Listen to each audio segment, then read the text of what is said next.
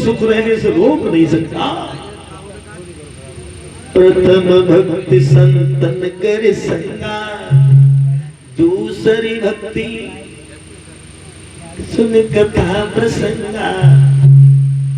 कथा में बैठे हैं आप लोग, ये दूसरे तरह की भक्ति कर रहे हैं। संतों की वाणी सुनना, उनका सत्संग करना, उनकी सेवा करना, ये सर्वश्रेष्ठ भक्ति है।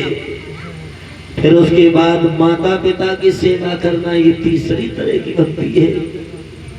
परस्वार्थ करना, ये चौथी तरह की भक्ति है। यानी 9 भक्तियां थी अनसुईया के पास। तो हम लोगों के पास अगर एक भी है तो हमें कोई रोक नहीं सकता सुखी रहने से। तो एक तरह की भक्ति आप लोग कर रहे हो, कथा श्रवण कर रहे हो। और ये बड़ी बात है कथा में जाकर के बैठना, सुनना। मन लग रहा है अगर कथा में तो समझ लेना बांके बिहारी की बड़ी कृपा हमारे ऊपर है। कथा में तो बिना बुलाए जाना चाहिए।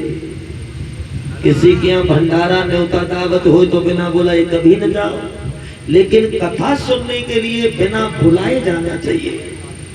और जो लोग कार्ड जिन्हें मिलता है कथा सुनने का, बुलावा दिया जाता, जो नहीं आते हैं तो धर्म का अपमान करते हैं।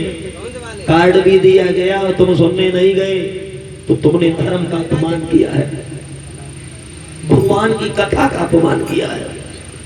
और जो बिना बुलाए आते हैं तो उनका फिर कहना ही क्या है। तो कथा कहीं भी हो वहां जाना चाहिए, बिना बुलाए जाना चाहिए।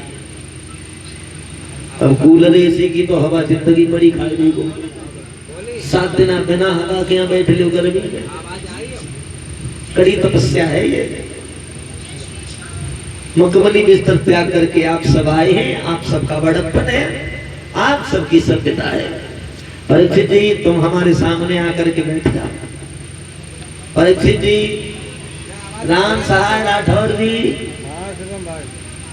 धनपाल के पिताजी सामने आकर के एक गद्दा बिछा दीजिए।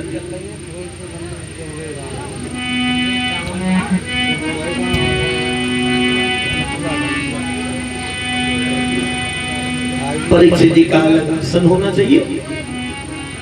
ध्यान पूर्वक भगवान की कथा सुनिए। तो आइए, श्री सुखदेव जी कहते हैं राजा परीक्षित जी, चिंता छोड़ दीजिए, निसंकोच होकर के भगवान की कथा को श्रवण कीजिए। तुम्हारे लिए विमान आएगा, उस पर बैठ करके सीधे प्रस्थान करना वैकुंठ धाम के लिए। चिंता न करो, चिंता करने से प्राणी को कुछ नहीं मिलता।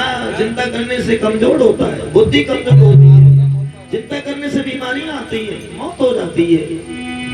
और जीवन, अरे जीवन तो गिने चुने दिन का है, जीवन कोई ज्यादा दिन का थोड़ी है।